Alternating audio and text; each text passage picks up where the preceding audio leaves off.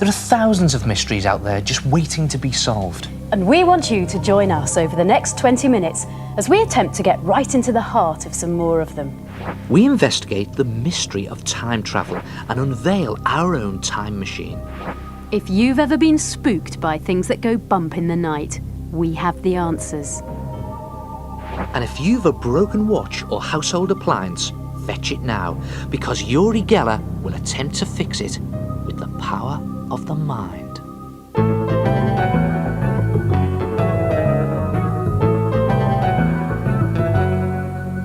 It's a mystery whether a giant, ancient horse made out of chalk can move.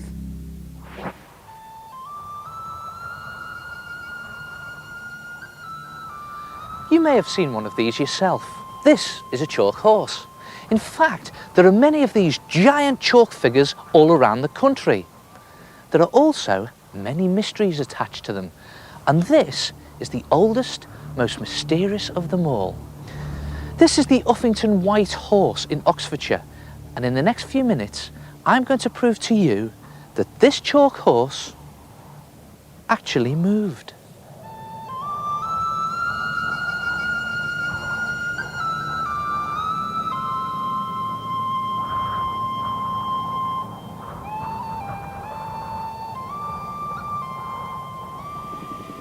Now, as you can see, the horse can only be properly viewed from the sky.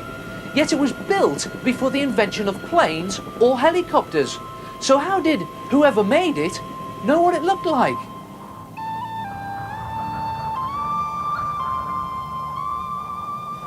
In fact, nobody knows who built it or why it's here. Some say that this dragon-like creature was made over 1,000 years ago by King Alfred. Some even say it could only have been built by aliens. Others say it was made by an ancient tribe who lived on these hills over 2,000 years ago. In fact, it's even older than that. But the truth is, nobody knows who, how, or why it was built. But that's not the mystery. The mystery is, has the horse ever moved? Over the years, there are those that have seen it move, and those that have seen strange, ghostly apparitions of a galloping white horse in the area. Also, legend has it that this strange horse actually gets up and goes to feed in the fields below, in a hollow known as the manger. The strangest tale of all is that once a year, the horse leaves the hill and travels about a mile along the ridge to this ancient burial mound. Some locals have even heard mysterious sounds here at this very site. It was a Tuesday. I always come up here on a Tuesday. It was about 9 o'clock at night and very dark. I approached the burial mound from the path on the right-hand side, and as I did, I heard the sound of a horse breathing heavily and horse's hooves.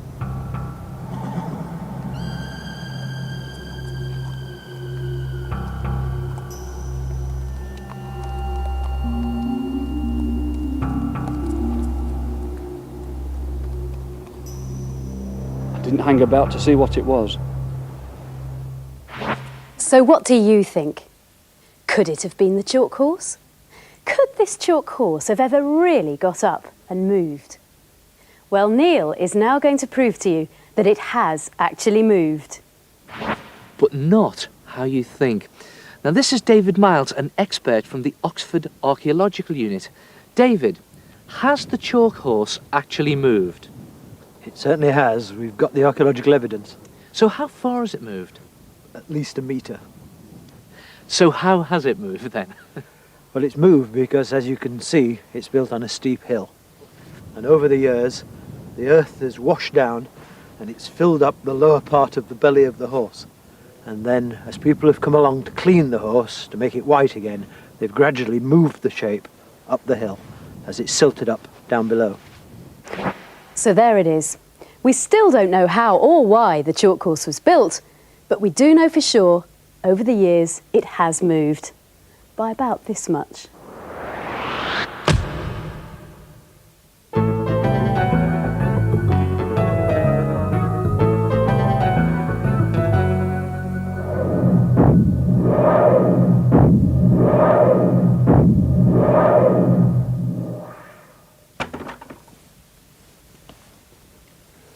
It's a mystery whether one day man will be able to travel through time. Can you imagine what it would be like if we really could travel back in time? How would we travel? What would it look like? Would it be by spaceship? By supersonic sports car? Or would it be like the most famous time traveller of them all, Doctor Who, transporting himself through time in the TARDIS? Well, under this cloth, we've got a time machine. And with it, we're going to reveal to you the secret of time travel.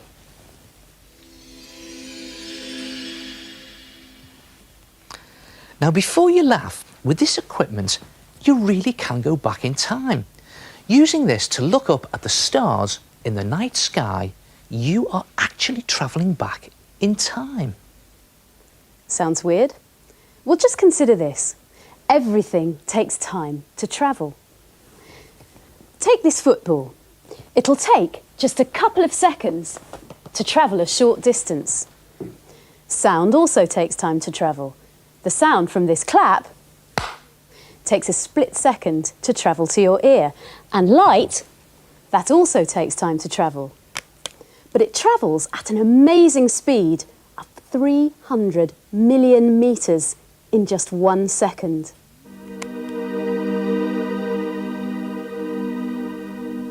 So what about this time machine? Well, the stars in the sky that you see at night are actually so far away that the light from them takes time to travel to us here on Earth. So if you use something like this to pick out the stars in the night sky, you are actually seeing old light that could have set off on its journey as much as 2 million years ago. And with a better time machine in the loo roll, say a telescope, you can travel further back in time, seeing stars that are further away, and therefore seeing light that set off up to 2,000 million years ago. But let me tell you about the king of all time machines. It has a camera as big as this TARDIS, an 8-foot mirror, and it's the most powerful telescope of all time. It's called the Hubble telescope, and it orbits the Earth 600 kilometres above us in space. And get this, Hubble is such a powerful telescope that if it was in London, it would be able to read a car number plate in Manchester. So just imagine what it can do if you look through it into the depths of space. The Hubble telescope has been able to look right back to the very edges of our universe to see age-old light, and so travel right back to the beginning of time as we know it. It can see stars that are so far away that the light from them has taken around 10 billion years to get here. 10 billion years? Dear me. So just imagine it. If there was another life form out there on those faint stars looking back at us through a similar telescope, what do you think they'd be looking at? What do you think they'd see? Well, one thing's for sure. They wouldn't be able to watch this programme until 10 billion years in the future. But when they do... Hello?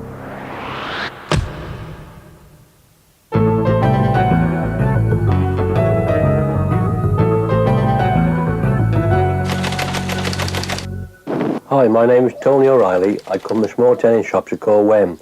I took some photographs which some people believe is photographic evidence of a ghost. I'm a keen photographer and I've had some of my photographs published in a local newspaper. On this particular evening, Wem Town Hall caught fire. I went down with my cameras and took 2 rolls of black and white film. It wasn't until a couple of months later that I developed the second roll of film. It was then I was completely taken back to find an image of a young girl standing in the doorway of the building. In my opinion, there's no way that any human being could have stood in that doorway with the flames licking around them. A little later, I learned that 2 workmen rebuilding the town hall had seen an eerie figure. Many people tend to believe that the image in the photograph is that of Jane Sherm, who set fire to Wem in 1677. I can't say myself that the picture I took is a picture of a ghost. All I know that it's been proven by a professor of photography to be 100% genuine and not a fake. So what is the image in the photo? Is it genuine? Well, we investigated the case further we found that Dr. Harrison, the former president of the Royal Photographic Society, who has examined the photo, has reported, I am satisfied that the picture is genuine and shows no sign of having been tampered with. so the photo is not a hoax. However, some experts believe the image is caused by a freak combination of effects from the fire, smoke, flames, and a build-up of gases, creating a weird optical illusion. So what do you think? Is this just a freak photo, or could it be genuine photographic evidence of the ghost of Jane Churn?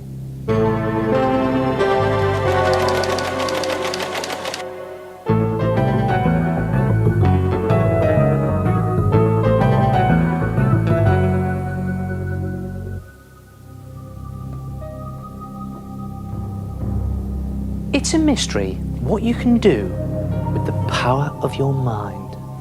Inside your head, you have something that's about the same size as this, but which is more complex than any computer ever invented. In fact, it's even made of a kind of jelly, but it works non-stop, 24 hours a day, controlling every thought and every movement you make, whether you're thinking, speaking, moving, or dreaming. Your brain is amazing. But we only understand a fraction of what our brains can do. The rest is a mystery. So could we all have special talents that we don't yet understand or know about? Could we all, for example, be able to communicate by transferring thoughts or make things move without actually touching them? What can we do with the power of our minds? Meet Uri Geller. Hello, Uri. Hi, Sophie. Now, you've been famous for over 20 years for Yes. doing amazing things. You've bent spoons, you've communicated with people through their minds, you've even stopped Big Ben. That's right. So I wonder, could you show us one of the fantastic things that you're famous for? Okay, we have a compass here, and I will try to influence the compass with the power of my mind. I do need your help. Okay. Now, this is what I do. I take a deep breath, I sort of close my fist, and in my mind, I say, 1, 2, 3, move. So let's do it. 1, 2, 3, move! Go! Go! Look! Go! That's See? amazing. Sometimes it goes much more, sometimes it goes very little, but it actually moved. That is incredible. And in laboratories, you know, they put magnetometers and electrometers, it registers nothing. Because And that's all with your mind? Oh, absolutely, yes. Fantastic. Yes. Well, I know we've got the broken watches here that we talked about earlier. Now, if Okay. you've collected your broken object, then stand by, because Yuri's just about to mend it, hopefully. All right, now, you kids at home, first of all, let me hold some broken watches here. And these, by the way, you have to say that these are not mine, because they are not. Oh, no, they're not. They're our watches that we've collected. Now, please, I want you all to hold the broken watches in your hands. If you have clocks and watches, wind them up. Although they're broken, quickly wind them up if they have a winder. Now, close your hands on the watches and the clocks. If you have broken house appliances, have them near you. Now, together with me, when I say 1, 2, 3, I want you all to shout out the word work. Believe that your mind can fix these broken watches, yours at home. Let's do it 3 times. 1, 2, 3, work! Come on, Sophie, you Okay. too. One more time. 1, 2, 3, work! Now, don't be skeptical. Really believe that it can happen. And one more time. Yeah, watches are ticking here already. 1, 2, 3, work! Now, everyone at home, open your hands and look at your watches. Look, here, it's ticking. I'll just show it to the camera. Now, lift the watch or the clock to your ears. Yeah, look, listen, they're working. That's Put them to your ears. And listen, am I right? Yeah, you're right. And these are, look, these are really old, you know, watches. And if nothing happened to you, don't be disappointed, because it doesn't happen to everyone, and it also doesn't happen all the time. But if anything strange or bizarre happened to you, please let us know. Amazing. Well, thank you, Uri Geller. So what do you think? What could have caused the compass needle to move? Did you experience something yourself? Could it really all be a genuine power of the mind? If anything strange did happen to your watches or other things, then please write and let us know at It's a Mystery, PO Box 1234, Maidstone, Kent, ME14 5XX.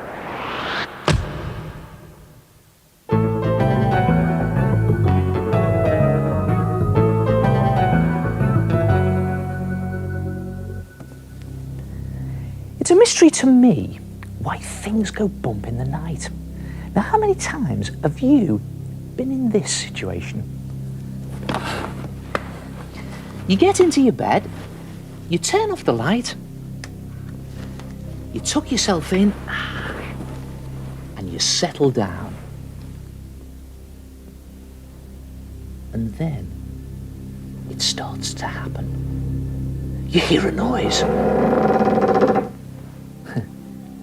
You start to imagine what it might be. Then suddenly, a strange light flashes across the room. What was that? You start to hear even more noises, one after the other, as your imagination begins to run wild. You hear a clunking, clanking noise. A scurrying noise comes from the attic. And a weird shudder with a buzzing noise coming from downstairs. Now, you know it's not your family, because they've all gone to bed. So who could it be? Keep them down, Neil. Sophie! So what were those strange noises? Well, 9 times out of 10, there's a simple explanation.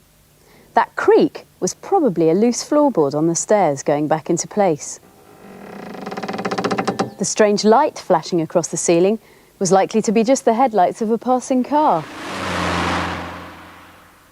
The clanking and clunking was probably the noise of the radiators cooling down. The scurrying noise from the attic was probably nothing more than mice moving around. What about the clicking and buzzing downstairs? Well, that was probably the fridge turning itself on and off. So there you go. For every weird noise that happens, everything that goes bump in the night probably has one of these explanations. But then again, if it's not one of those, it could be a ghost.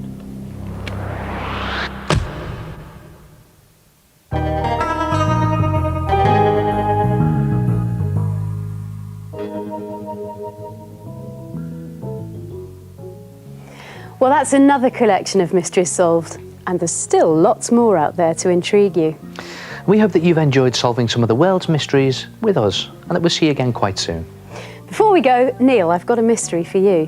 What's longer than eternity, darker than the darkest night, and if you ate it, you'd surely die?